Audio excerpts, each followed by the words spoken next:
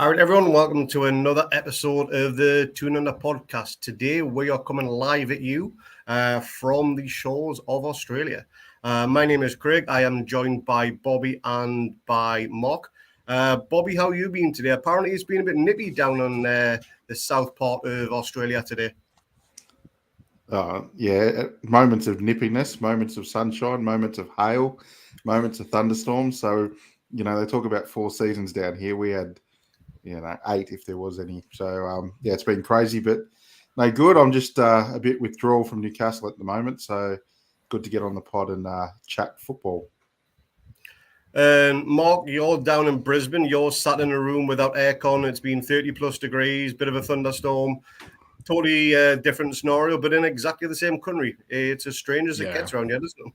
Well, it's a 2.5 hour flight, so let's be honest. It's you can get to most of Europe from the UK in 2.5 hours. So it's it's been an interesting day. It's been toasty, and then we had this massive thunderstorm that hit for probably about 20 minutes. Chucked it down with rain. Sun came out, evaporated all the water, and now it's humid as hell. So sitting here in a pool of sweat, but it's worth it because we don't have any Newcastle games to talk about that are happening this weekend, thanks to the money laundered World Cup bid that went into all the brown envelopes. Otherwise, it would have been here in Australia, and it probably would have been played in a slightly better time of year. So let's at least reminisce on the first half of the season, I guess. Absolutely. And that's exactly what we're going to be talking about today. So today is our mid-season preview. Not quite exactly halfway through yet, but we're as close as we can possibly get there. And it's been pretty exciting first 17 games of the season, 15 in the league, 2 in the League Cup. We've got quite a bit to cover, so we are going to dive straight into that. But just before we do, as we are live, if you are liking the content that we have, please give us a thumbs up, smash that thumbs up button, give us a subscription, and put a comment down below. And we've got the live comment to go as well. Plus, just give a quick heads up, we have got our new subscription page on there. So if you really love what we do, you can contribute to the channel. It is just $1.49 here in Australia, but only 85p back in the UK. If you want to hit that join and subscribe button, by all means do so. It helps us out massively moving forward. So, as mentioned, today we are going to talk about the first half of the season for Newcastle United and what an opening few games and beyond it has been. So we started with an opening game against Nottingham Forest. The opening game against a newly promoted team, you never know what you're going to get. You never going to be nerves from them. You don't know how they're going to approach the game. And we were always a bit dubious about how many players that they had bought in. And Bobby, you know a little bit about the squad that they have at Forest. Were you taken a little bit back by how subdued they were in terms of attack and little flair that they had on the ball and how easy we controlled that game? Yes and no. I mean, like as you said, you don't know what you're going to get with a newly promoted team. They could have those fairy tale starts to their Premier League life, especially after their being a big club and being out for so long. But again, they signed a hell of a lot of players, probably too many in the one go. So the cohesion wasn't there. And remember, our friend Dimmy was at that game, so we were all very much tuned in and just remembering that we, controlled the game pretty well that day. And it was a commanding start by the boys. Yeah, it was a cracking game. What can you remember of the goals, Mark? To be honest, it's like it seems so long ago now. It's like blurring into the background a little bit. I don't remember specifics. It's more just that we were really comfortable in that game, I thought. And it was more just the case that, as Bobby says, it's like they potentially added too many players, and it was either going to go one of two ways. They were going to be on this massive bounce from all these new signings and everyone was up for it, or it was going to take them some time to kind of start to settle in. And luckily for us, we caught them napping on that. I just thought, like, you look, home game, and we were all buzzing for Dimmy because it was his first ever match at St James's. So yeah, it was a good game to win, get those points on the board. But yeah, I mean, let's be honest. It was just a case of let's see if we can start the season off the way we left the last one off more than anything. Yeah, so perfect 3 points, clean sheet, 2 goals, 2 cracking goals, 1 thunder bastard from the man that is Fabian Shaw. And also, we had a cracking finish from Callum Wilson from the outside of his right boot, I believe it was, who just dinked it over Dean Henderson.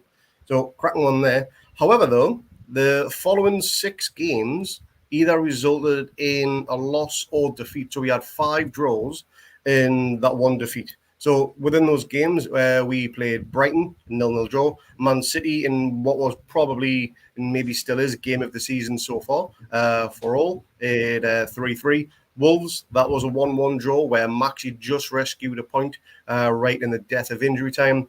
Palace, we will touch on Palace a little bit more when we talk a bit about VR with that 0-0. Bournemouth, Mark, we had the pleasure of doing the watch along on that one. And I'm glad we stayed up till 2:30, 3 o'clock in the morning to watch that Boro Fest. But speaking of the Bournemouth game, do you think that was the rocket up our arse that we needed, given the run of results, to then go ahead and go on to the form that we then once have? I think it was definitely getting to that time of the season where we needed a win. And it was like, yeah, okay, look, we're not losing games and this is all great. And we're seeing where we're playing some nice football at times. You know, there were a couple of games where we did struggle. You're not going to play well in all of the games. We did seem to kind of struggle to break teams down if they sat back deep, which, you know, hopefully we've managed to find a way out of that. But we were desperate for 3 points, and that was all it was. And I think the pressure was mounting by that stage. And I think, yeah, the Bournemouth game, you know, look, going a goal down as well, that was like, oh crap, here we go. This is like what we've all been dreading because of all of these runner draws, and you know, the last thing we need now is to lose a game. But yeah, look, I mean, Isak's first game at home, scores the penalty to get us another point, and that, I think after that we kind of had that lift, and I think it sort of galvanized everyone a little bit, as you said. So, you know, maybe that was the spark that we needed at the time. Going back to a game or two before that for yourself here, Bobby, the Liverpool game, it's still sore for all of us. We were 1-0 up in that game. We should probably have been 2-0 up as well with Isak's disallowed goal. They did get the equaliser, and then in somehow the 97th minute of 95 minutes of playtime, they somehow go get the winner, and everyone's raging on social media. Liverpool fans are laughing their tits off because they think they've done us a disjustice. They're booing us off the pitch, which is what we want. And Eddie Howe said exactly the same thing. If we're booed off the pitch on an away game, we've riled them big time on that one. Was that the first sign for yourself, apart from the Man City game, where we could go toe-to-toe with the big boys in the league? Yeah. I think with the Man City game, I think that sort of gave me a little bit of confidence. I thought we deserved a point out of that Liverpool game for sure. You know, I think it was cruel. It was not fair, but at the end of the day, we all know my thoughts on it as well. So I'm still bloody fuming about it. But yeah, it was the first sort of signs that we could go toe-to-toe with the big boys this year. On that run of form, we did play 3 pretty poor games. I think there was Brighton, Wolves and Bournemouth. We weren't at our best. And, you know, Brighton, we were lucky to escape. Wolves, we were lucky to escape with a point. So there wasn't this form that that's happening now, that we're sort of riding this wave. But yeah, you're probably right. The Bournemouth game sort of was a kick up the arse we needed to sort of spur us on. Yeah, it was a long old watch, that one. And I remember me and Mark just watching it, getting to the 93rd minute and come on, hurry up, blow the whistle. We just want to go to bed. It was a terrible game. Bournemouth did park the bus. They had every man behind the ball 11 minutes in, and 55 minutes, it was a case of, right, I just want to go to bed now. It was a very, very long 90 minutes and so on for that one. Yeah, we were in Sydney watching the game with the all the Aussie fans, and I can tell you that walk from the pub in the morning back to the hotel was misery, as the boys will be able to tell you. And yeah, I was questioning a lot of things about our season at that point. It was still worth it just for the live crossover to league, raging while he was pissed up walking down the street. I don't think City knew what hit it then. No, definitely not. But that was a run of 6 games without that all-important win. And I think a little bit of doubt was maybe creeping into every single fan, as if to say, is this going to be our season? Are we going to be back to relegation dogfights? Have we managed to over-exceed expectations only 7 games in? And what's the rest of the season going to be like? However, then we go away to Fulham. And this was a game, to be honest, I was a little bit skeptical about it. I was like, you know what? Mitrovic, he's going to want a point to prove. He's in good scoring form himself right now. And every ex-player loves to score against their old club. It's just in their blood. It's what they want to do. But that game was such a huge turning point for us in that 4-1 victory. I can't remember us being so dominant away from home in a victory against a team that nobody expected us to maybe even get 3 points, maybe a draw out of. But the goals that we scored, and Miggy got the blinder of that volley that game, we took the game to them and we absolutely annihilated them, and we went for the kill because they were a man down. Is that the type of attitude that you expected from the get-go in that game, Bobby? And did you expect us to win that game? No, I didn't expect us to win the game. It was my confidence had been a bit rocking at that point. But of course, yeah, I mean, once you get a man advantage, you want to go and attack the game. And I think it was the first time this season, because even the Forest game, the Man City, we weren't too bad going forward, but the Forest game and all that, we weren't as fluent going forward. And I think we had a few questions on our attacking prowess at that time. So, yeah, that was the first time it all sort of clicked and we sort of, dominated a team going forward. And it could have been 5 or 6 that game as well, like a few other games we'll talk about. So, yeah, no, I didn't expect to win. My confidence was rocking, but yeah, it was good to see that performance from us. Now, I can't remember if you stayed up to watch the game live, Mark, or if you watched the full 90-minute replay. But what was your overall impression of how we played across the 90 minutes of that Fulham game? I watched it like literally as soon as I woke up in the morning. I was a bit knackered, so I didn't do the live watch at stupid o'clock in the morning as we tend to do here in Australia. But look, I have traumatized memories of Fulham away. Craven Cottage is never somewhere that I'm comfortable us going to. I remember we played them there. I think it might have been under Sir Bobby Robson. It was when Schwarzer was still in goal, and I think we had like 27 shots on goal or something, and we didn't score. It was like and that was just one of those days where literally we could have played for like three more games worth of time, and it would have still been like 0 for us on the scoreboard. It was just ridiculous. So to go there and you've got Mitrovic who's banging the goals in, he was in form, and then you had all sort of like they were playing good football, and they were winning games, and they were up in the table. And to go there and then, yes, okay, look, we benefited from them going a man down, but we like sort of we were a dog with a bone at that point. We just went straight at them and didn't let up off them once. So we literally took every advantage we could. And obviously, like it helps when Miggy scores like the goal of the season. But, it was a good team effort, and we pressured them. We made them make mistakes. We got the ball back high. And that's exactly what we've done since. We've ridden that wave, if you like. And that Fulham game kind of, I think, just proved to a few of our players that, hey, look, we can actually score goals. We can keep it tight at the back. We know that. We can win the ball up the field and we can maintain possession. But up until that point, goals were still at a premium, and we were dominating games against some teams and not scoring. And it was one of those games where like everything kind of clicked for us going forward, and we probably could have scored a couple more in against Fulham. And it was, I think it's just all the players have fed off that energy ever since. It's been great. Do you also think the pressure of playing at St James's Park was maybe getting to the players because we hadn't won in quite some time? The fact that we were away from home relieved a little bit of that pressure on the boys? Look, it could have been that. I think the players feed off the crowd at St James's Park, and the atmosphere is always fantastic since Eddie Howe's taken over.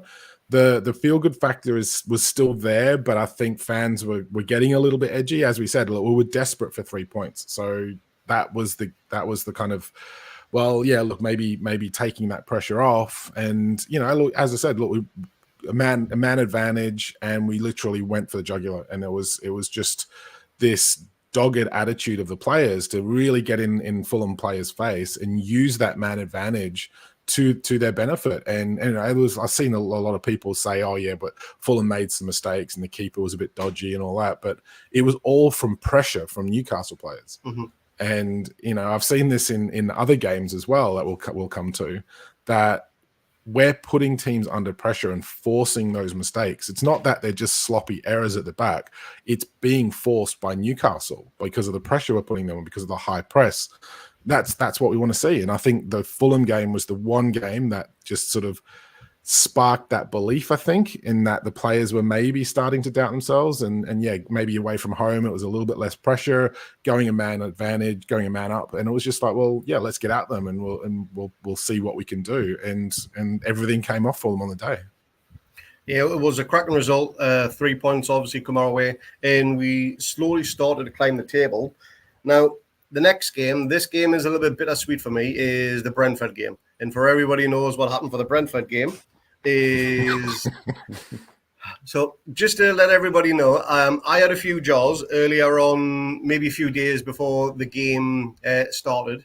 And Bruno or Joe Litton, whoever, who just shared on social media, they'd just gone and dyed their hair. And I'm thinking, you know what? That looks quite good. I think I'd look quite good in that. So I made a stupid comment in our private chat, thinking, if we score 5 goals or more against Brentford, I'll dye my hair to look like Bruno and Big Joe. Thinking, we're never going to score 5. Brentford, they're a good team. They're in a good position in there. We're never going to score 5. You know what they've gone ahead and done? They scored 5. So they're going to do this. And it will be coming up very shortly. This could very well be the last pod I have with the blonde locks. No. It could very well be. It will be coming off shortly. So keep an eye on this. This could be just the last one that you'll ever see with me with the blonde hair. But I will say, though, I will say before just so everyone knows, you tried to get out of it based on the fact that the last goal was an own goal. Well, yeah, I've got to try and get out of it somehow. It just makes perfect sense. And your hair was more orange than silver, to be honest. Like, oh God, yes, it wasn't quite the same. I look like a radioactive carrot. It wasn't a good look, believe me. It still isn't now. But I carried on for as I absolutely have to. Ballsy. Well done. Before we go in a little bit more detail for that Brentford game, just going to do a little bit of a quiz question for everybody that's watching live or anyone that's going to be listening on the audio when we do publish this. So, got a little bit of a question for everybody right here. This is a guess the player type round. So, what I'm going to do is show up a little bit of banner here, and I will read it out to you. So, a bit of top trivia. So, I played for Sheffield United, then on Newcastle United on loan, then Newcastle on a permanent deal, back to Sheffield United on loan, West Ham United on loan, then to Penzance, then on to Falmouth Town, and finished my career at Mousehole. Who am I? Now, I'm not going to give any specific details of the career in terms of appearances or anything like that, and I will reveal the answer towards the end of the show. But if you think you know who that is, leave your comments to the end, and we'll see who gets it right, and we'll put the message on screen at the end for you. Good luck to everybody who thinks they know that might be. And I reckon Jack's already got it, to be honest. He's a little bit of a master with that. But now, it's like a walking encyclopedia of football knowledge. It's he crazy. really is. It's scary how good he is for shit like this. And hopefully he won't spoil it for everyone. But the Brentford game, getting back onto that one, slight sidetrack. That was probably the most dominant display I've seen at St. James's Park for God knows how long. Can't remember the last time we annihilated a team so effortlessly from the first whistle. Well, the first 20 minutes was actually quite a dogged game, actually. So I do take that back on that one. But that first goal was crazy important because you all know Brentford had a disallowed goal, which would have changed the game big time on that one. When we scored that first goal, and I believe it was Bruno that got the first goal with the diving header, did either of you expect the floodgates to open and for us to get a further 4 goals from that? I'll come to you first, Bobby. No, we're just to get our first taste of 4 goals from Fulham, and you sort of think that's a one-off for a while, being a Newcastle fan.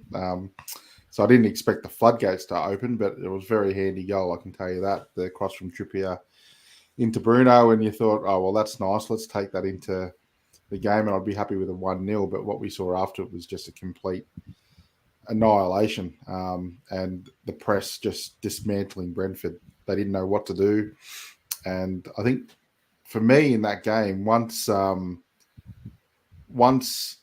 Brentford tried everything to get through the press and didn't work, they sort of dropped their heads, and it was just all us in the end. And it was one of the best games I think I've seen at St James's Park for a long time.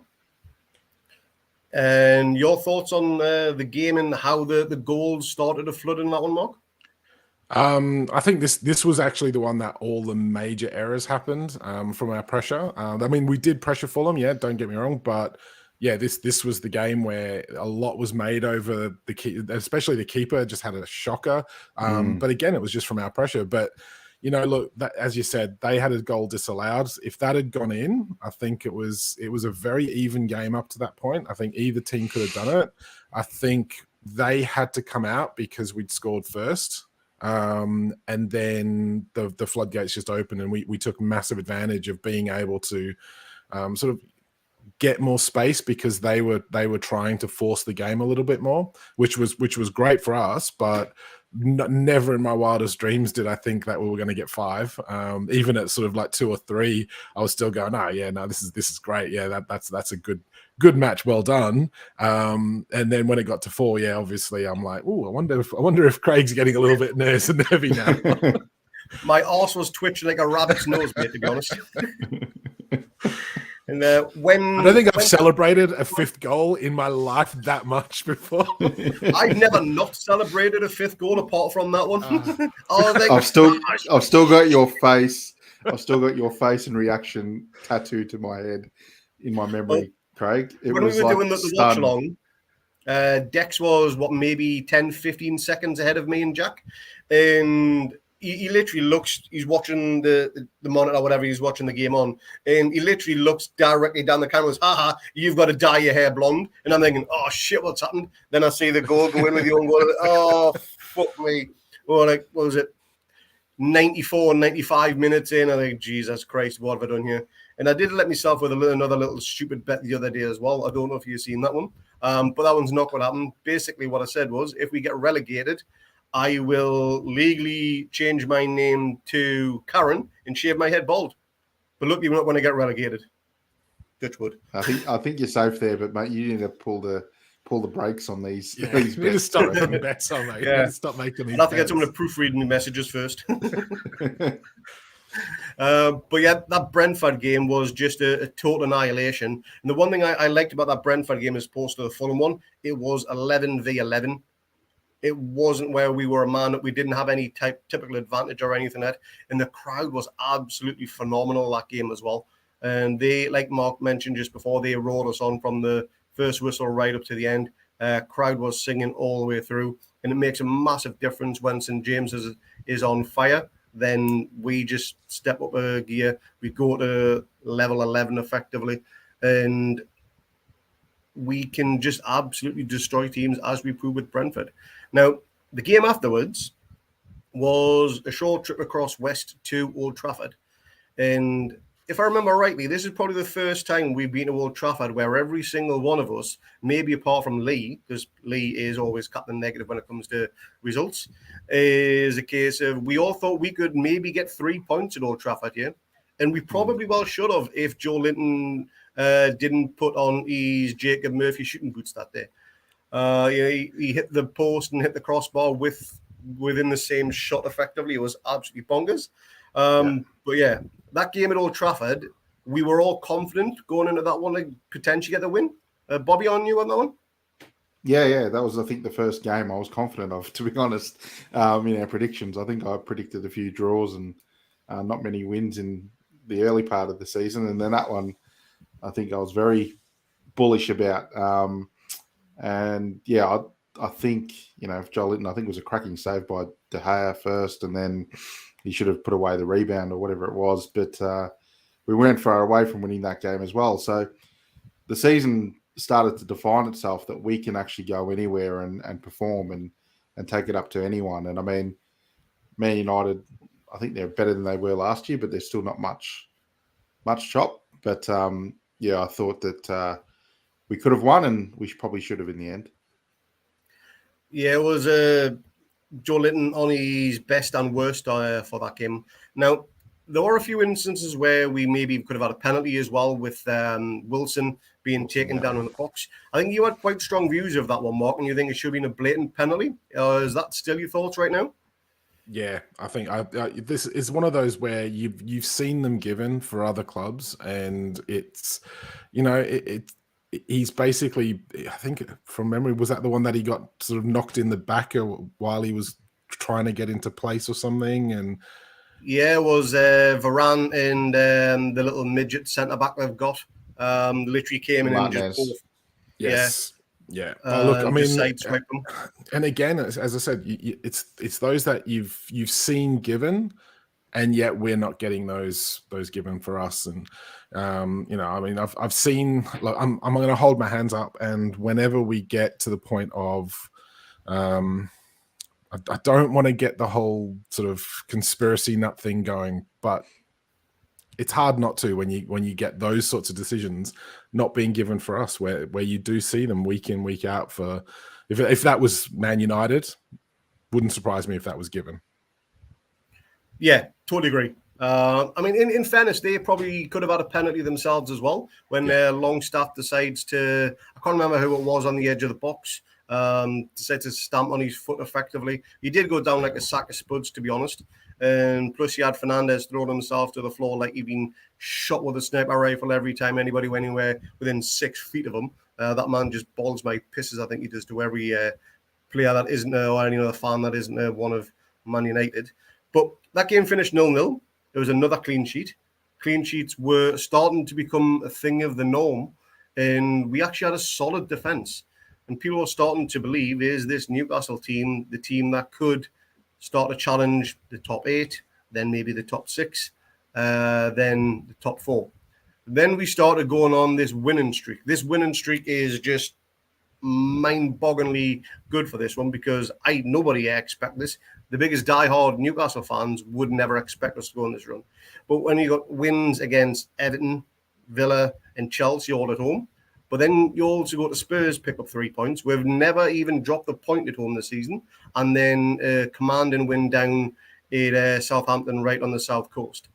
That Everton game, first of all, Mark, it wasn't the easiest game. It was never really going to be the easiest game because Everton had a decent defence, but they just couldn't score a goal. But that was the start of something special from a certain little Paraguayan we call Miggy. And his goal scoring streak just kept on going and going and going. And nobody anticipated to get it where it is now. What did you make of his goal? And did you think that one was fluky in the same way that his one against Palace was the previous season? I don't think any of his goals have been fluky. They've come off. It's that usual thing of, at what point do you say, well, that was just an RC goal, and that's like 9 times out of 10 that's going up into like row Z or something like that. I think all of his goals, I think he's been in pretty good control of. That was potentially the least in control goal. I'll give it that. But the rest of them, I mean, you can't fault the guy. He looks really in control at the moment. He looks on fire. It started against Fulham, the Everton. Look, I mean, I'm going to say no. I'm just going to say that everything he's doing at the moment is coming off, but I think it's all intentional. And I think he is actually making that effort to get in the right places at the right time and actually be in some sort of control over his shots. I'm not going to say that it was a complete arsey goal for him. That he did mean it, even if it was, one of those that 9 times out of 10 you're not going to score. You hit the Gallagher pigeon, who's nestled in the net that's directly above. We had a good little chuckle on that on one of the live watches, to be honest. With that Everton game, Bobby. Oh, yeah, go on. Just a quick one for L. Stapleton. He's like asking about the opening ceremony for the World Cup. What time in the UK is it, if there is one? Do we know? Not a clue, unfortunately. I've absolutely no idea. If anyone else knows, hit a comment up in the comments section because I've literally no idea if there's actually a World Cup opening ceremony. I'm sure there'll be loads of paid shills there to represent all the fans, is what I'm All the seeing on fake social fans, media. yeah. Oh my god, that's embarrassing. Everyone drinking Budweiser. Getting back to that Everton game, Bobby. Did you expect it to be so close, 1-0, considering the previous games against Brentford, we destroyed them 5-1 and we beat Fulham 4-1. In Everton, they were actually lower in the table on that. Again, they've struggled to score goals, but the defence has been relatively solid. Did the game pan out how you expected to, or were you expecting another annihilation? No, I think I predicted 1-0 in our predictions because I looked at the Everton defence, and as bad as they'd been, where they were in the table, they weren't conceding many goals. And so I think I had 1-0 victory down for us. So it's sort of, it was a little bit tighter than I would have liked, I thought. But yeah, it sort of panned out the way I wanted. But on that game, we could have played 3 games straight after each other and Everton wouldn't have scored. So in terms of being tight, it wasn't tight in the fact that I felt threatened by Everton. It was just that it took a special goal from Miggy to decide it. If I remember rightly, Everton didn't even have a shot on target or even off target in that game. They were so pissed with what was unreal. Yeah, it was absolutely dreadful. Great for us, terrible for them. Glad to take all them. And then, if I remember rightly, the following game straight after was a trip to North London to what we used to call 3 Point Lane. Now it's become a little bit of a tradition where we go down there and we can't actually get a result. Ball last season with that 5-1 drubbing. This game against Spurs was a game where I mentioned before they had never lost at home in the league. They'd won every single game, so not even dropped any points. So expectations across the fan base was probably low. But to come away with a 2-1 win and to do it in relative ease as well, with 2 great goals, starting with the goal from Wilson, where he just decided to run into a brick wall that wasn't there in terms of their keeper, and he hit the floor like a sack of shit and puts it over the defence. When we went into that game, Bobby, did you again anticipate 3 points? Thinking, it's Spurs, they're doing really good at home. They've got Harry Kane, he always likes to score against us, which he did inevitably do. But the 3 points must have been a massive surprise to you and everybody else. It was a nice surprise. Absolutely. I think it was, to me, it was a game where I started to think, we can go anywhere and we can do, anything to anyone. It didn't matter who they were. It didn't matter if it was away from home or at home. After that performance, my confidence in the boys and the plan, I think it was all, again, that press that Eddie's put on really got to Spurs. They couldn't really match what we were doing. So I don't think I predicted a win, but it's not like I expected a loss and thought we couldn't win the game. So, but it was a nice surprise, that's for sure. I did predict the loss in that game. Can't remember what your prediction was, though, Mark. But not many of us did actually go for the 3 points in that one. Sorry? I don't think I was confident. I don't think any of it, to be honest, though. But when Spurs got their first goal from that corner from Harry Kane, were you just like everyone else thinking, you know what? They've only just got one. That's the first real opportunity that they've had in the second half. We were still quite commanding, where last season we absolutely buckled under the pressure when they got that first goal. It was a total different turnaround. I know we've got a total different defence this season in comparison. But were you ever nervous at any one point when they got that first goal back, thinking, oh, God, here we go again? Yeah, for sure. Look, let's not beat about the bush here. Spurs are a good side. Yes. They are playing very good football, even if they are a little bit not quite where they want to be at the moment. And there seems to be a little bit of teething issues with Conte there anyway. But they are where they are on merit. They've got some very good players. They've got very good individual match winners, capable of scoring from anywhere. So yeah, when it was 2-1. You're still not comfortable. You expect them to kind of throw everything at us, and they had a couple of extra chances, but we did too. It was one of those games where we kind of went head to head with them, not being frightened of them. We were very solid defensively, other than a couple of chances and a couple of half chances that they had. I was really impressed, but yeah, never ever confident, not down there, especially after last season's debacle. See, I was the total opposite. I was thinking, they're not really going to cause us any further problems. I'm actually confident in our defense for what we're capable of doing, and I think that's the first time I've ever thought that in probably 15 years, maybe more. And I think confidence in the defense has just grown from that there. And with the win in the 3 points of that, Bobby, that is, we all tweeted, that put the rest of the league on notice to show that we have arrived. What sense across the fan base do you think that gave to not just us, but to all the other fans of rival teams in the Big Six? Thought of that performance and that win in terms of the overall display that we gave?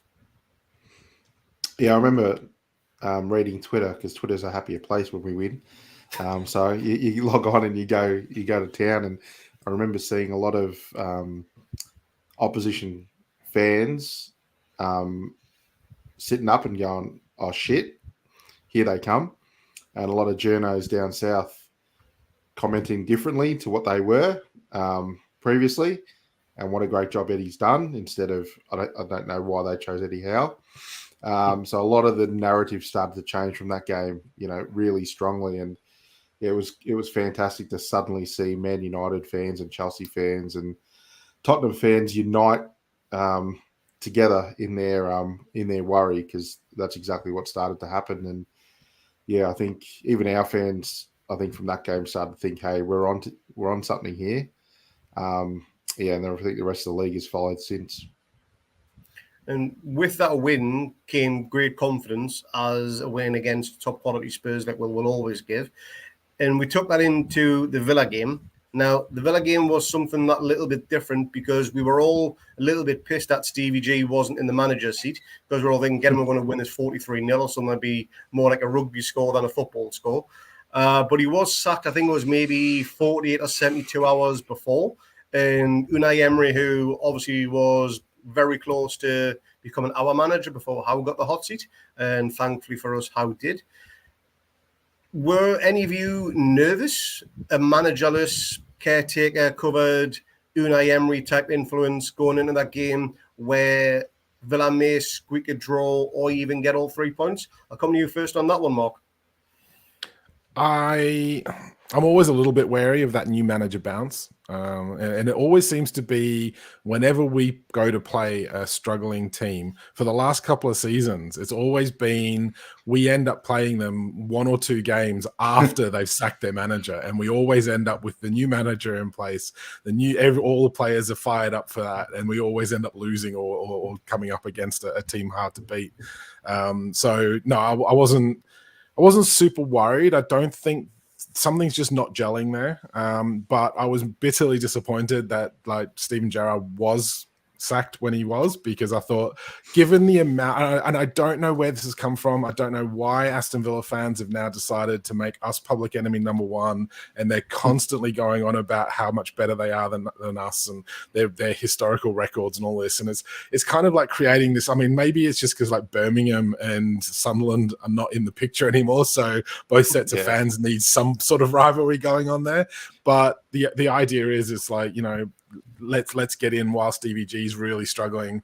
Everyone was saying we should have gone for him. He's sold off Matty Target, and he's brought in other players that we were potentially after as well, and it's just gone completely pear-shaped. And he was fast turning into the new Steve Bruce. All of his excuses were coming out. He was just a really, really bad manager, great man manager, but he just clearly didn't have the tactics there. He didn't get the best out of the players that were there. And it kind of shows you the gulf in class between the Premier League and the Scottish Premier League as well, in terms of, you can't just rely on the players to be good enough to bail you out all the time. You do actually need to be able to put a plan of action into place. But look, it added a little bit of something else, because Emery was the one that got the job, and he, as you said, he was so close to joining us. And you know, I think I was disappointed that he turned us down when he did, and it came out, and it was all a little bit of like embarrassing in the media, going, "Oh, he would have been great. He's got a great CV. Oh, but he's turned us down. That's a little bit bad for us." And who are we going to get now? But in fairness, I was behind Eddie Howe when he signed. I was actually really impressed with that appointment. I didn't expect him to go on this massive run that he has within 12 months, turning us into, you know, at the moment a top 4 team, which was just unheard of given, you know, where we were when he started. So it added a little bit of extra spice that it was like the 2 managers that we could have had and we do have, and how are they going to go up against each other. But, you know, I was so pleased that we didn't succumb to any kind of new manager bounce. Even though he wasn't in charge, he was still there in the stadium, you know, and it was still, you expect players to kind of lift their game a lot just because they want to get into the new manager's system and into his good books. So, yeah, happy with that result. But more importantly, I was really impressed with the performance. Yeah, the performance was great. So we got that first goal from the penalty spot just before half time, I believe it was. There was the concussion to the keeper, so it was a fair bit of added on time. And I think it was Young who handballed it inside the box. He tried to dispute, but obviously it was blatant. Wilson tucks away the penalty quite nicely. And say there's no bad time to score a goal, but there's certainly a good one. And get one just before half time was great because it meant they had to come out and attack. And that second half, Bobby, it was probably as good as the Brentford one, if not maybe even better in terms of his second half performance. What were your thoughts on that one? Yeah, that second half was incredible. It was just brilliant. But I think with Villa, as Mark said, there's obviously a rivalry being building up. I don't know where it's come from. But I think, like Mark, I was just about to say as well, I think we're both bored because our nearest rivals have been, you know, in the wilderness for so long that you've sort of got to invent different things. And I'm a little bit different because my stepdad and stepbrother are Villa fans. And so I do tend to watch them a little bit and get to understand, you know, what's going on with them. And I was so confident in this game because I'd watched their previous performance where they won. And I think it was against Brentford or Bournemouth, one of the two. And they were just given so much space in the midfield. And like Leon Bailey was, you know, allowed to just roam around into the box without any opponent on him. I just thought they are not going to know what's going to hit them next week because we won't allow them that space. And, you know, I think the first half was frustrating for us. But once that goal went in and they had to change their system, it just it showed what we can do to teams. And we dismantled them quite heavily. And Miggy again on the score sheet with a very good goal. Cracking goal. I'm not sure if it took a deflection on the way in, but either way, it was always going to nestle into the back of the net, I believe.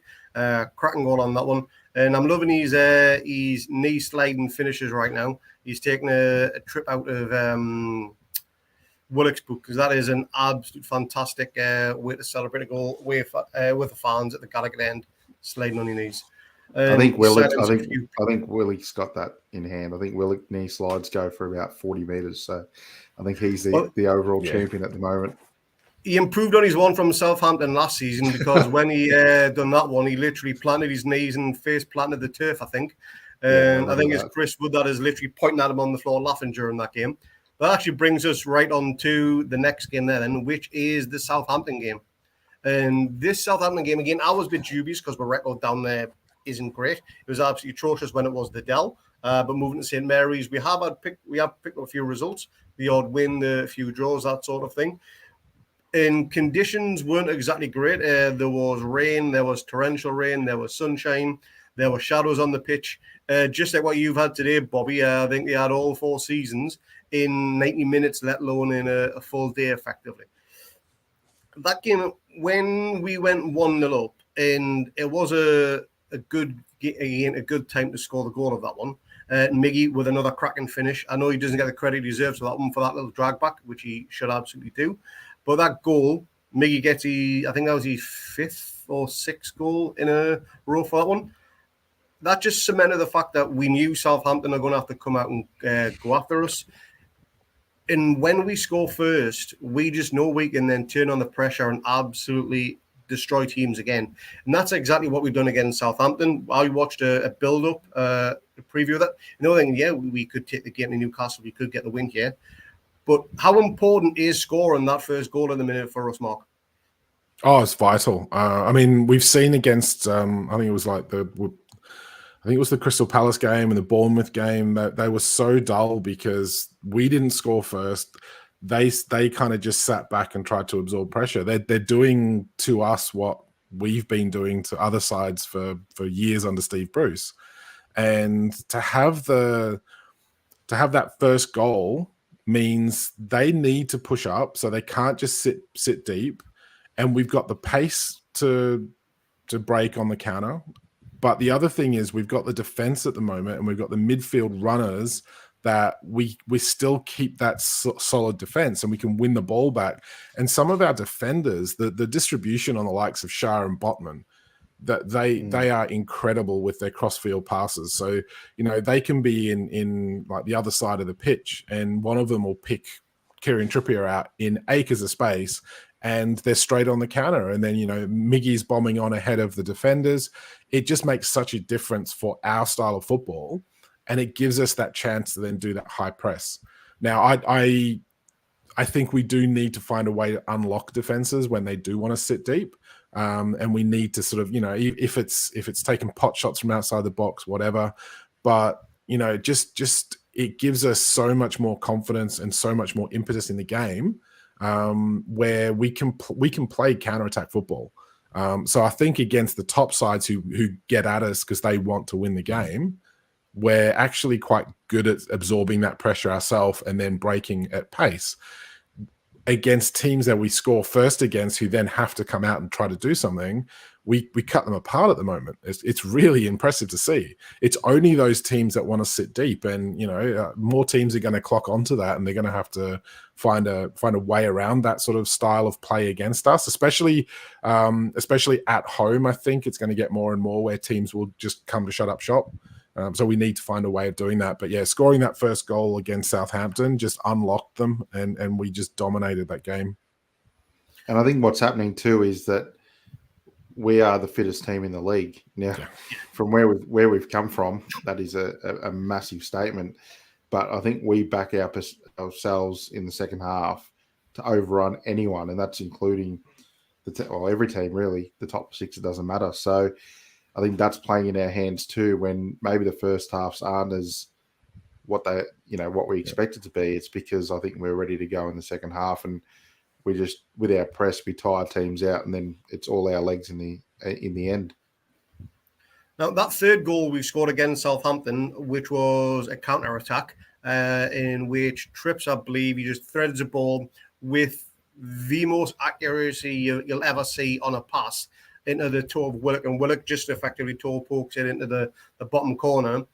To me, that was just the pinnacle of how far we have come as a team on the counter-attack and how quickly we can turn defence into attack. And Willock gets his first goal of the season and a much-needed goal of that one.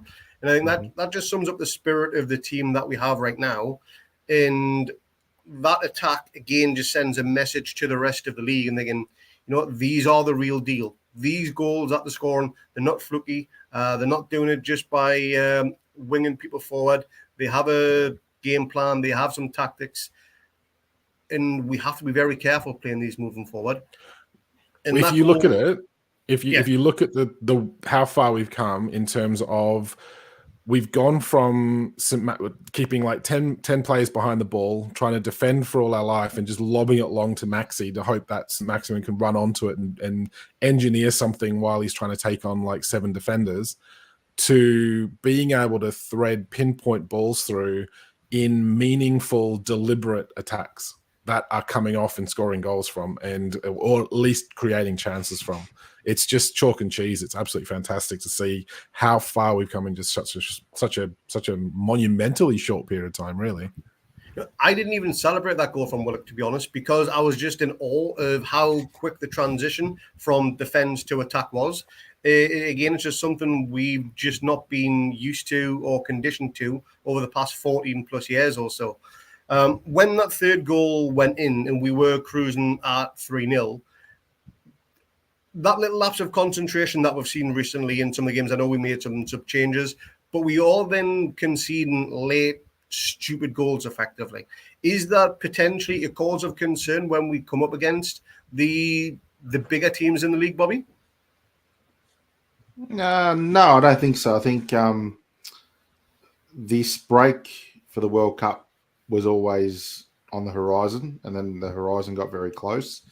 And I think the closer that horizon got to this World Cup, the more these players had put out, the more they knew a break was coming. So I think, that played a factor in it as well, where, the guys are just pushing themselves so hard and stuff like that, and they knew a break was coming. So we can't really complain with what's happening or think that we need to improve on that area. So, no, I don't think so. I think we've shown against the bigger sides, because they do attack, that we cope better with it anyway. So I think we'll be fine. I don't think it's necessarily an issue, to be honest. If you look at we made late changes because we had the Crystal Palace game in midweek for the Cup. And I think a few of those changes were literally just to try and save legs and give people options if Eddie Howe wanted to play them, because we know that he's not going to see any game as an easy game or one to just kind of like throw away. He wants to win every game he goes out for. So yeah, he's rested some players. We've conceded a late sloppy goal, but then scored another one of our own. But you look at the likes of Aston Villa, we kept solid there, and even against Chelsea, we didn't concede anything there. So you would, yes, okay, those are two teams that are potentially like struggling at the moment. And maybe it's different if we're put under a lot of pressure, but you've got to think that you'd still be having your first choice defense on, and you'd be trying to control the midfield a lot more. At 3-0 up, if we concede one, then we answer straight back with. I don't particularly have a problem with that. And that is a good segue into the last game of the league before the break in the World Cup. And what a game it was at St. James's Park against Chelsea. And Harry Potter leading out the Blues. And I think he left his magic wand at home because Chelsea offered virtually nothing in that game. They had one chance from Conor Gallagher. And another moment of magic from Miggy, whether he meant the assist or not, I don't think he did, but what an assist it was. But the finish from Willock was up there with one of the best we've seen this season, and we've seen some cracking finishes this season as well. Your thoughts on that game, Bobby, and your thoughts on that amazing goal too? Yeah, no, it wasn't an assist by Miggy. It was stolen by Willock, to be honest, as Miggy was dribbling. But that game, yeah, as you said, we battered Chelsea and we should have won that a lot more than the 1-0 scoreline, I thought. So I think it just showed, against these good teams, and Chelsea, they're not in the right vein of form at the moment, but they're still a big team with big players and, a bench that consists of players that are worth more than our squad probably still. So you can never take them lightly, but we battered them. And again, a bit like the Everton game, I couldn't see them scoring, even though that last 5 minutes was bonkers.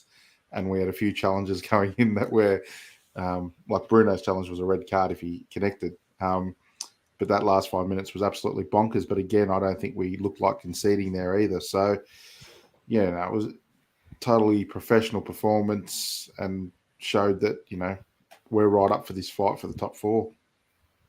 Yeah, it was a cracking game, and Chelsea never threatened at all, except that one chance from Conor Gallagher, and which Nick Pope saved well, pushed away. I think it went out for a corner, but that was pretty much it. Botman and Shaw hoovered everything up that they possibly could. Trippier was commanding from the back line moving forward, and Dan Burn is pretty much a surprise best left back in the country right now. Certainly best English left back. He probably should have gone to the World Cup, but that's a game for a different matter. But was that result a surprise? Not for us, but for the rest of the league as well, even given Chelsea's form at the time, because that was the first time they had lost 3 games on the bounce in, I think, 4 or 5 years or so. I'll come with you on that, Mark. I think for the fans, I think we're starting to believe a little bit that we can go head-to-head with some of these top clubs. We've got we've got the record to back that up now. So we've got the best joint best defense in the league. You know, that's not just the first couple of games anymore. And I think we were all just saying, oh, yeah, look, we look like we're playing good, but let's wait and see until we get further on into the season. Now we're sitting, you know, almost the halfway point, looking at sitting in third with the joint best defense in the league, a cracking goal difference. We're scoring goals for fun at the moment. And, you know, it's like daring to almost believe that we're good enough to be up there competing. Now, whether or not you agree with, you know, the likes of some of the media I've seen where they're starting to change their tune, as Bobby said, where we're definitely a threat, and some of them are even saying that we're in the fight for the league title, which I think is utter crap. I mean, there's no way we're even remotely close to winning the title yet. I think we will drop off, and it's one of the points that Adam Christie's just been bringing up on the comments is when we're bringing Manquillo and Lascelles on late to rest players, we're kind of going back to the dark old days where we just don't have that extra bit of quality on the ball anymore, and that's usually when we are conceding those goals. Now, I don't know if Botman is potentially getting upset at that. I think it's a nice thing if he is disappointed that we've not kept a clean sheet, but I think, you know, making sure that we're all fit and we're still ready to go is much more important. I think long term in the league, I think we may get found out because our squad depth's not big enough at the moment, which those sorts of players do massively highlight, I guess. We don't have we've got a lot of triers and a lot of people that will come on and work their ass off for us. So the style of play that we play in terms of that high press, we've still got the likes of Murphy, and we've still got sort of players who are going to come on and really push the opposition, but none of them are going to be capable of doing what the likes of Bruno and Trippier and Botman and all of these sorts of players can. But, you know, look, I'm happy enough with going into that Chelsea game where, yeah, I was starting to believe that we could go up against them and give them a good match for their money, and that's we outplayed them on the day, which was great. I think it all depends on January too, because I think you know, we're going to enter that period in the top four, you would think, and it'll depend on what our owners do in that period. If they go for it and they think we've got a chance. I'm a bit of a stats man, and all the stats are pointing that we are one of the top three teams in the league. You know, there's no doubt we deserve to be where we are. Based on all the stats, as you said, we've got the best defense. We've had the two highest rated XG games for the year. So everything's sort of ticking along. So I think if we can improve our depth a little bit in January, then there's no reason we can't give the league a shake. You know, if Leicester can win it, you know, the competition isn't that great this year. Like, we've taken Man City and could have won at home. Arsenal will be an interesting test when we come back from the World Cup.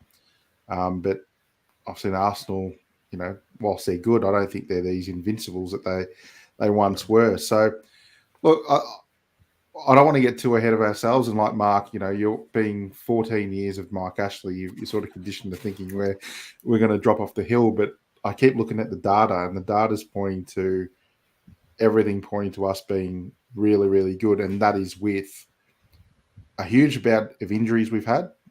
All right, we haven't had a settled lineup. I was just about to say that. So what that tells me is we've got amazing coaching, amazing back end.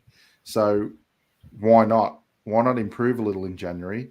Have these players like Maxi and all that, and Shelby come off the bench as extra depth, and our bench looks better.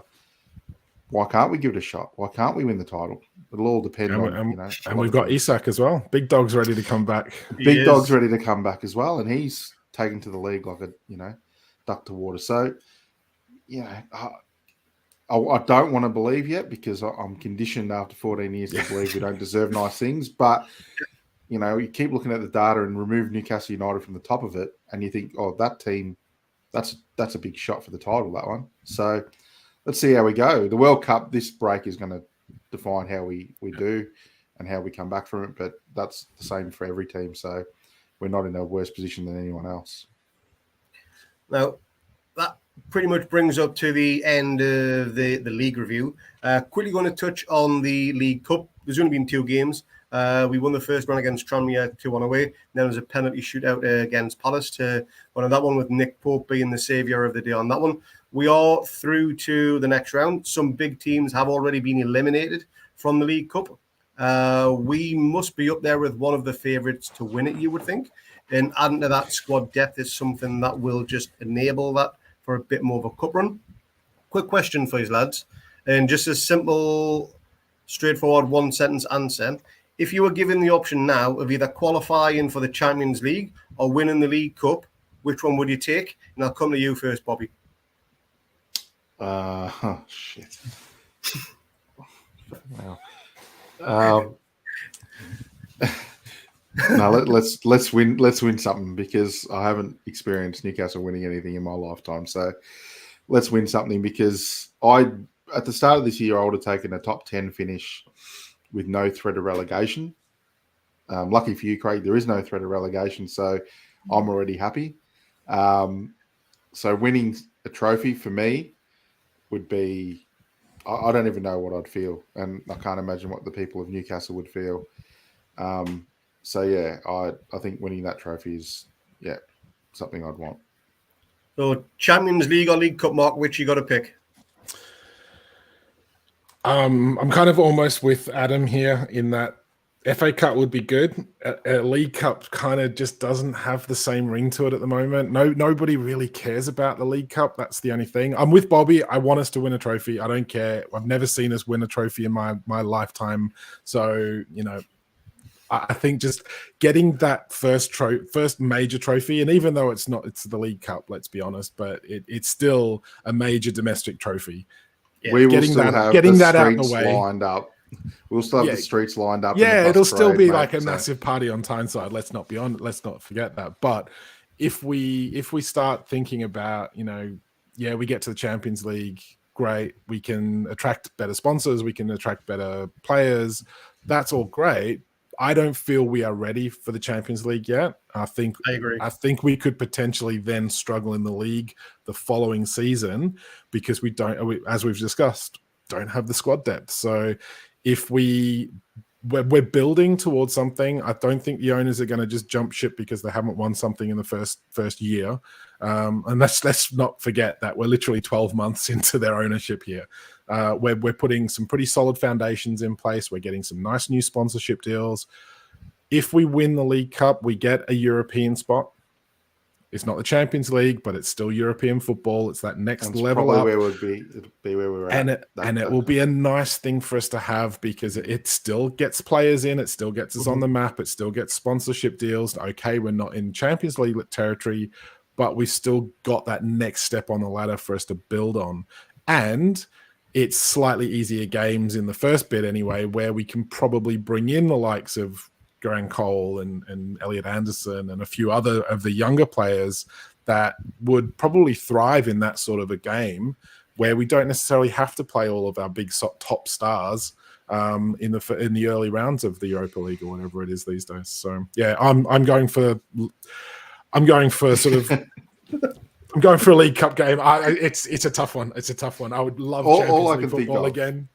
All I can think of, Mark, is the celebrations. It would wouldn't replace that, So you think about it. This first year, 12 months into the ownership, we can have a bus parade through the streets of Newcastle, winning a trophy that we haven't had for 50 years.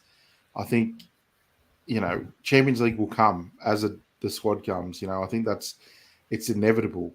And I know what people are saying. As the comment there suggests, that it gives us more bargaining power, more money, all that sort of thing. Yeah, that's nice. But are we ready next year to go in with, can we spend another $250 million to get the squad that's going to be able to do Champions League or whatever? And as Craig Lee says here, the first thought that came into my mind when you asked that question, Craig, was that Mexican ad where the little girl goes, "Why can't we have both?" for the tacos. So only the Aussie viewers will know that. So, all I can think about with that question is, I wouldn't want to give up that feeling of that celebration. To get that so soon in the journey would be Oh, magical. Now, Magical. on my own point of view with that one, I'm going to be quite selfish here. I've seen us play in the Champions League. I've been at St James's Park, watch us play in the Champions League, and it is amazing. There's no night like it, but I've never seen us lift a trophy yet, unless you count that TV aerial one Captain Colo lifted a few years ago. That's not really a trophy. You can go to JB Hi-Fi, which is equivalent of Curry's here, and go buy one of them for about $50 if you like. That was a dog shit one. So that's just my own selfish perspective, own point of view. But what I'm going to show you is both now and everybody that is watching is some pornography. This is real strong pornography. And I apologize to everyone if you've got the horn for the rest of the night, but have a butcher's at this. How good does that look? That Newcastle United sat in third, 15 games played. We've got 30 points. Our average expectation at this point was what? Around about 25? I think we all kind of agreed on 25 would be a monumental success. And even that would still put us in the top 6. But to be on 30 points, 15 games in, average 2 points per game, the best defence in the league, we're scoring goals for fun.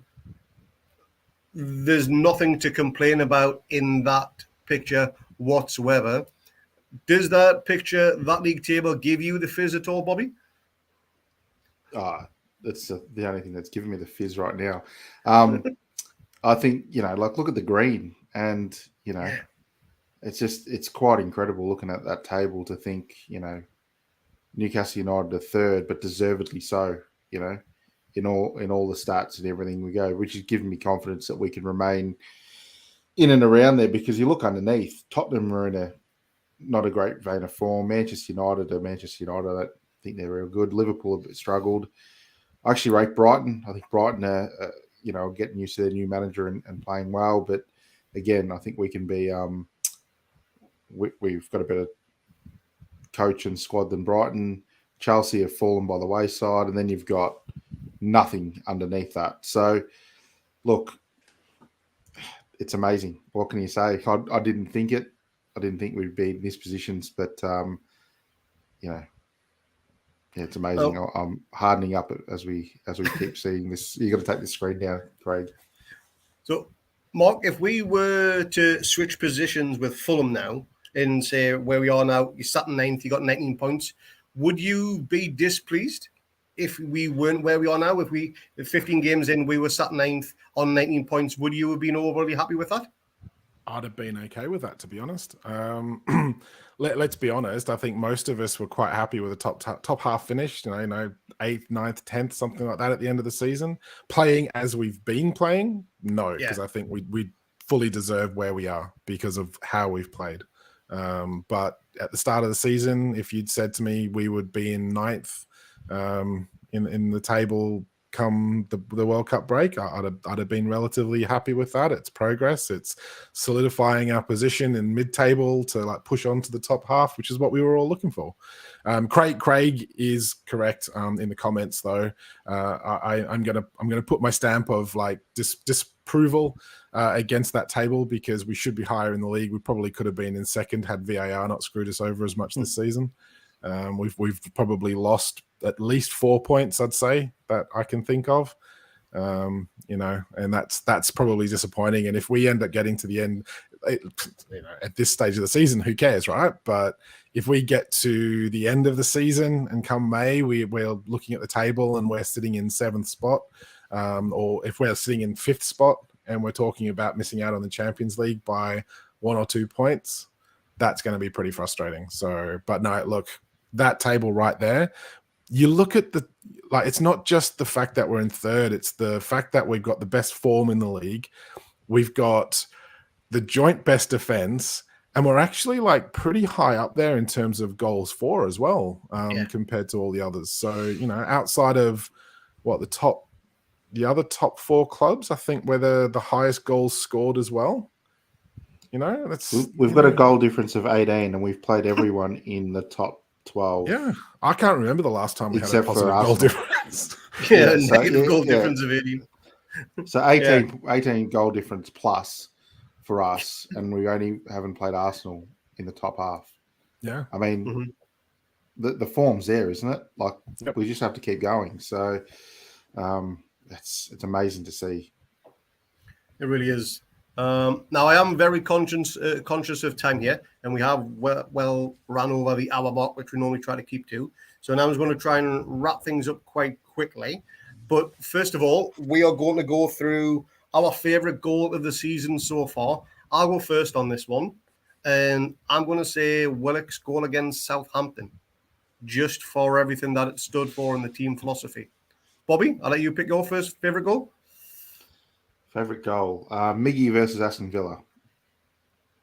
Good shout. I loved it. I thought it was his best goal. Personally, I just loved it. I just remember smiling from ear to ear. I didn't celebrate. I was in shock, but no, I think that goal, it was on that run of, that monstrous second half we had. And it sort of, to me, announced that, yeah, we're here, we're on, and we're a really good club and a really good team. And, yeah, Miggy's on fire. So, yeah, that was my favourite. Your favourite goal, Mark? I want to say Isak's second against Liverpool, but obviously no, that wasn't given. But no, I'm going to go for Miggy's against Fulham, his first one. It was a good team goal as well. It was like a really nice effort in the build-up. Took it beautifully well. Again, whether or not he meant it, like exactly where it went, but just to hit that perfectly with his left foot, beautiful ball over from Bruno. Yeah, absolutely gorgeous. So I'm going to stick with that one. And next, we're going to go for favourite game. I'm not going to pick a Brentford one for obvious reasons. So I'm going to go for the Spurs away game. Although that was a cracking one in terms of everything that we got from it and our composure for the full 90 minutes. Mark, I'll let you go first on this one. I think we've all got special fond memories of the Brentford one for obvious reasons, apart from you, Craig. I'm going to go for the Villa game. I think the atmosphere was amazing. I think after a pretty torrid first half, where they seemed to do everything they could to disrupt us, and we had lengthy injury times for concussions and all that sort of stuff. I think the way we came out and dominated that second half was it was in such stark contrast to that first half that, you just couldn't want any better football being played. The crowd loving every minute of it. So, I totally see why you want the Spurs one. It's not very often. We've always had issues traveling down to London and picking up 3 points. So it's nice to get those 3 points in the bag. But yeah, look, the Villa game again. It's that sort of pretend rivalry that's going on as well. It kind of almost makes it that little bit sweeter. The only thing that would probably top, it's probably the only thing that would top it is if we managed to like sort of hammer Everton, and Jordan Pickford got like hauled off at half time or something. But I'm going to go for the Aston Villa game. Yeah. Yours, Bobby? Oh, I can't really pick one, mate. The Brentford game, because of what happened to you, will live long as the moment of the season for me. But I even think the Man City game was just bonkers, and we took it right up to who I still think are the best team in the league. So I think that was sensational. Tottenham for what it stood for. There were so many good ones, but if I had to choose one, I'll choose the Tottenham game. And last but not least, we're going to go with favourite player of the season so far. I'll go first. Now I'm going to go with Sven gives me a Bona Botman. That man is just a mountain of a defender. Best defender I've ever seen in a Newcastle shirt. And he is the future captain of this club. And Bobby, I'll come to you first on this one for your favourite player. I had two. I had your man Botman and I had Kieran Trippier. I think Trippier's been bloody sensational. And the culture he's shown this year has been, the culture changer he has been immense. So you chose Botman, so I'll go Trippier. Mark? Yeah, it's easy to get carried away with Miggy's recent run of goals. But, you add it up over the whole season and it's hard to look past Kieran Trippier. He's just this rock in the defense. He's so good for the players around him. Just oozes leadership, but even more so, he just oozes absolute top draw quality. Kieran Trippier is my man of the season so far. I will say Botman will go down as the best defender that we've had in the black and white shirt. He will, Easily. but, Easily. yeah. He's so in control. This is what I don't understand. He doesn't get a lot of attention because he never looks like he's flustered or he's doing anything amazing. He's just got everything under control. So he kind of flies a little bit under the radar. But you even beyond his out and out defending, his distribution of the ball is absolutely top draw as well. So he's just an all round amazing player. And I think I was having this conversation on Twitter the other day with someone, I can't remember who it was now, but I don't understand how only AC Milan were in for Sven Botman with us. And I don't understand how nobody else came in for Bruno. It's just beyond my comprehension that we were the only one to actually show an interest in these players who are just so good. And I don't understand how Netherlands take Ake in front of Botman. Fucking idiots. Yeah. Anyway, and my wife's Dutch, so my kids are bloody half Dutch. So, following them in the World Cup, well, not following them, but I've got a close association with them in the World Cup and looked at their squad and showed no Botman, but you got fucking Ake, you dickheads. Yeah. Anyway, that is a strange one. Very strange. But that brings an end to this podcast right here. So thanks to everybody that has been watching. Thanks to those that will be listening once we publish as an audio, as this one has been live. Thanks to everyone that's been in the comments. There's just one thing left to do, and that is to reveal the answer to the quiz question I posted earlier on in the pod. I'll put the question back up just so everybody can see. So this is a guess who I am one here. So I played for Sheffield United, then Newcastle on loan, then Newcastle as a permanent deal, back to Sheffield United on loan, and West Ham United on loan, through to Penzance, Falmouth Town, then Mousehole. Who am I? I will give you about 30 seconds in the comments to get your answers in, and I will then reveal the answer. You've got 30 seconds starting now. Get those answers in. Let's see who gets it right. And if anybody does get it right, Bobby's got to dye his hair blonde. fuck off. I was waiting for that answer. So I am going to reveal the answer now. But first of all, I will show a picture of this said player. See if anybody gets it without that. So this is that said player. So you can see the era that he played alongside the likes of Shearer, Bellamy, Dabiza, Solano, Dyer, that sort of thing. And Elliot in the background. Yeah, Robbie Elliott in the background, yep. With his old chicken dance. And that, there we go. Answer is Wayne Quinn. Who had Wayne Quinn as an answer on that one? Let us know in those comments. And if you have it right, Bobby has agreed to dye his hair purple this time rather than blonde. So that's going to be a good one. Keep an eye on for that one. I will post the social media footage of that one once it is all done. But thanks to everybody that has tuned in. Thanks to everyone that will be listening once we do post this one on the audio channels through Spotify and Apple Music and the likes. If you have liked what you have seen and listened to today, please give us a thumbs up. Put a comment once this video goes available. And best of all, subscribe to the channel because that really helps us out too. And remember, we've got our membership there from as little as $1.49 here in Australia or only 85 pence per month in the UK. Wherever you've been watching the world, thanks very much for tuning in. Thanks to Bobby and thanks to Mark for coming along. And hopefully the second half of the season is as good, if not better than the first. Thank you very much, lads. Cheers, guys. Thanks, Craig.